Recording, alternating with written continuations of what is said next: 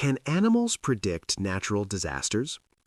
Here was the time hundreds of snakes came out of hibernation early before a devastating 7.3 magnitude earthquake in the Chinese city of Haicheng in 1975. Then there were the golden-winged warblers that flew 700 kilometers from their breeding grounds in Tennessee, USA, ahead of a swarm of tornadoes in 2014, despite having just arrived from their 5,000-kilometer migration.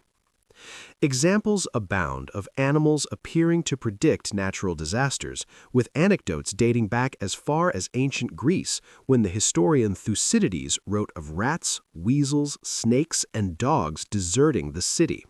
Rats and dogs deserted the city before an earthquake. Of Hellas before an earthquake in 373 BC.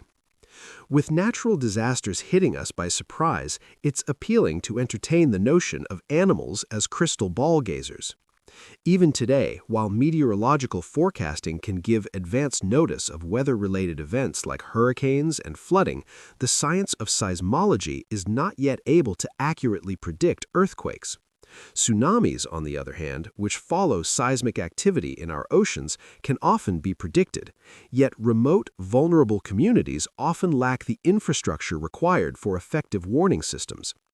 But while it makes sense that we should grasp for clues that might help us avert the impacts of natural disasters, the science behind animal forecasting is pretty shaky. Not only is there insufficient long-term baseline data on normal animal behavior with which to compare the unusual behavior, but reports of this behavior tend to be gathered retrospectively rather than at the time of the incident itself. Confirmation bias, our very human tendency to interpret information in a way that fits with our pre-existing beliefs, has a big role to play here. The fact that conditions are impossible to replicate with any precision, thanks to the very nature of these disaster events, is also problematic. What we deem unusual when it comes to animals' movements, calls, feeding, or hibernation habits is highly subjective and based on our still limited understanding.